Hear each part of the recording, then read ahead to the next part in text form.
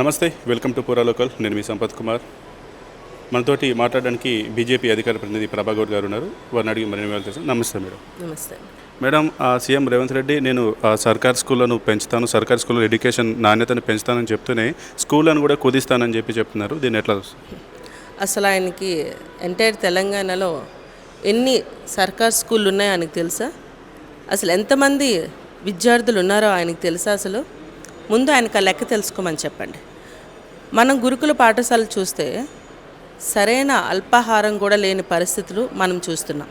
ఆ తిండి తిని హాస్పిటల్లో కొంతమంది విద్యార్థులు జాయిన్ అవ్వడం, ఎంత ఇబ్బంది పడుతున్నామో అది మనం బాగా చూస్తున్నాం. ఈయన ఏం చేశాడు? అసలు వాళ్ళకి ఏమేం చేశాడా? స్కూల్స్ని మీరు చూస్తున్నారు, అసలు మౌలిక సదుపాయాలు ఏవైనా ఉన్నాయా? స్కూల్స్లో బాత్రూమ్స్ ఉన్నాయా నీట్గా? ఏవైనా చిన్నపిల్లలు అమ్మాయిలకి, ఎదిగే అమ్మాయిలకి మినిమమ్ కావాల్సినవి కూడా లేవు. అంటే శానిటేషన్, రైట్, శానిటరీ ప్యాడ్స్ గురించి ఈయన ఏనాడైనా గవర్నమెంట్ స్కూల్స్లో అమ్మాయిలకి పెట్టాలి అని ఆలోచన ఎప్పుడైనా చేశాడా? సరే, ఈయన చేయలేదు. మరి ఆయన కిందన 2 ఆడమంత్రులు ఉన్నారు కదా, సీతక్క, కొండా సురేఖ.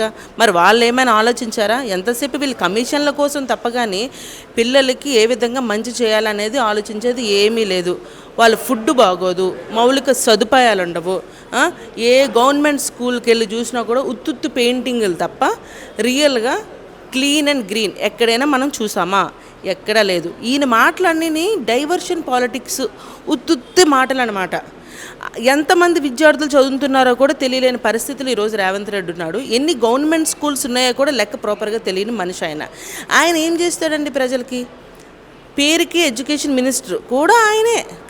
మన కర్మ ఎట్లా ఉందంటే, తెలంగాణ కర్మ, హోమ్ మినిస్టరు ఆయనే, ఎడ్యుకేషన్ మినిస్టరు ఆయనే, జనరల్ అడ్మినిస్ట్రేషన్ ఆయనే, మున్సిపల్ మినిస్టర్ కూడా ఆయనే, సీఎం కూడా ఆయనే. అది కర్మ అంటారు. దీన్ని ఏమంటారంటే, తెలంగాణకు పట్టిన కర్మ ఏంటంటే అన్ని మినిస్ట్రీలు ఆయన కింద పెట్టుకోవడమే మన కర్మ. కాబట్టి అది ఎప్పటికీ డెవలప్ కాదు. ఇప్పుడు మున్సిపల్ అడ్మినిస్ట్రేషన్ ఆయన ఏమేమి చేస్తున్నాడా చెప్పండి? డ్రైనేజీలు ఎక్కడికక్కడే ఉన్న వ్యవస్థ, వాటర్ ఎక్కడికక్కడే బాగాలేదు.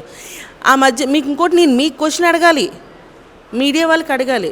మీరు ఎక్కడైనా అండర్ గ్రౌండ్ బోర్వెల్స్ 20 లక్షల లీటర్స్ మన రేవంత్ రెడ్డి చేపించాడట, మీరు ఎక్కడైనా చూసారా? చూడలేదు కదా. మరి ఎక్కడ చేయించాడు? మరి ఆయన ఓపెన్గా మీ మీడియా వాళ్ళ ముందే చెప్తున్నాడు కదా, నేను 20 లక్షల లీటర్లు రైన్ హార్వెస్టింగ్ కోసం అండర్ గ్రౌండ్ కిందన బావులు తవ్వేశాను అంటున్నాడు కదా. మరి అన్ని బావులు తవ్వేస్తే మరి వర్షం పడితే మునిగిపోతుంది ఎక్కడైనా? అది హైదరాబాద్లో ఉందా? మనం చెప్పండి. ఈ బీఆర్ఎస్ పార్టీ వాళ్ళు వచ్చి 10 ఏళ్ళేమో బంగారు తెలంగాణ అని చెప్పి మొత్తం ముంచేశారు. ఈయన వచ్చి మిగతాది కాస్త ముంచేస్తున్నాడు. అంతేగాని ఎక్కడ అందరూ పేరుకే మాట్లాడతారయ్యా. పనులు చేసే నాయకులు కాదు వీళ్ళంతా కూడా కాగితాల మీద, మైకుల ముందు, మీడియాల ముందు. ఈ మధ్యన కొత్తగా ఒకటి నేర్చుకున్నాడు రేవంత్ రెడ్డి. ఏంటంటే వాళ్ళకి పని చేయడం చేతకాక బీజేపీ నాయకుల్ని మాట్లాడుతూ డైవర్షన్ పాలిటిక్స్ చేస్తున్నాడు. అంటే జనాలు మర్చిపోవాలి, నేను ఇచ్చిన గ్యారంటీలు, నేను ఇచ్చిన హామీల్ని జనాలు మర్చిపోయేటట్టు చేయాలి అంటే ఏదోటి మాట్లాడుతూ ఉండాలి, బీజేపీని ఏదోటి అంటూ ఉండాలి. అంటే ఒక భయం ఏంటంటే ఆయనకి పడుకొని లెగిస్తే చాలు, ఆయనకి రామనామం లాగా మా కిషన్ రెడ్డి గారి నామం, మన రామచంద్ర గారి నామం జపిస్తూ ఉంటాడు రేవంత్ రెడ్డి. ఇంకేం పని ఉండదు, ఉదయం లెగిస్తే చాలు ఇదే పని. అంటే మేడం, కిషన్ రెడ్డి గారు టాపిక్ తీసుకొచ్చారు. నిన్న ఏదైతే మెట్రోకి సంబంధించి 2వ దశకు కూడా అనుమతి వచ్చిందని కిషన్ రెడ్డి గారు చెప్పారు.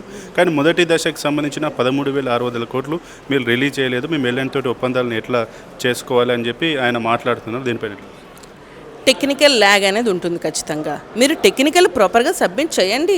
మీరు టెక్నికల్ ఏమో ప్రాపర్గా సబ్మిట్ చేయకుండా మాకు ఇది కావాలి అది కావాలని చెప్పేస్తే ఇదేమీ లోకల్ గవర్నెన్స్ కాదు.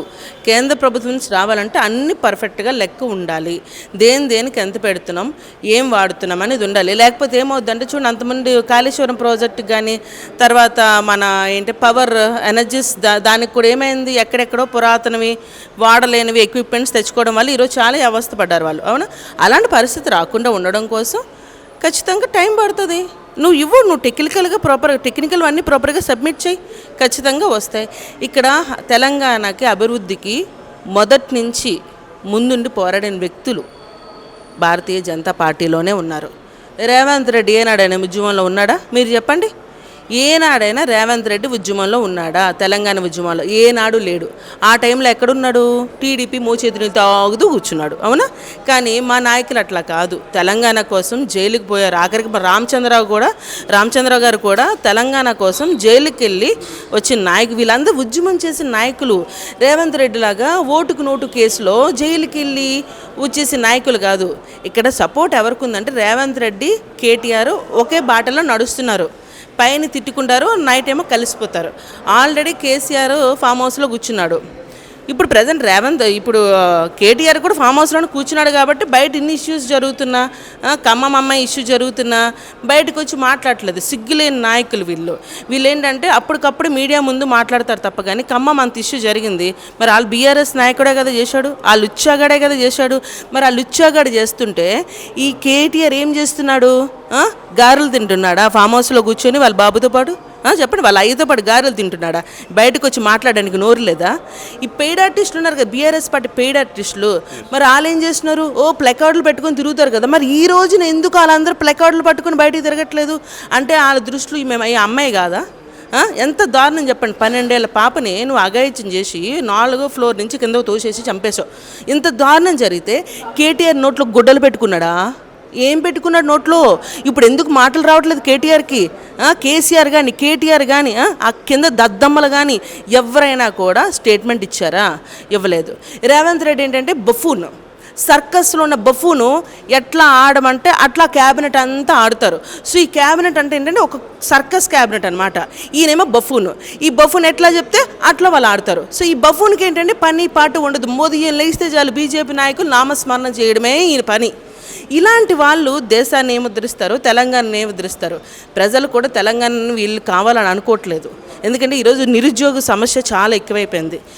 ఫీజు రియంబర్స్మెంట్ చేయకపోవడం వల్ల ఎంతోమంది పేద పిల్లలు వాళ్ళు ఉద్యోగాలు చేసుకోలేక, ఎందుకంటే సర్టిఫికేట్స్ లేవు, వాళ్ళు మెరిట్ స్టూడెంట్స్ అయినా కూడా కాలేజ్ నుంచి సర్టిఫికేట్లు తెచ్చుకోలేక ఈరోజు హోటల్లోని అంట్లు తోముకుంటున్నారు, కొంతమంది సర్వర్ జాబులు చేస్తున్నారు, కొంతమంది స్విగ్గీ ఆర్డర్లు వస్తున్నారు, కొంతమంది టెంపరీ డ్రైవర్స్ కింద వెళ్తున్నారు. ఇది ఈ రోజు తెలంగాణలోని యువత భవిష్యత్తు.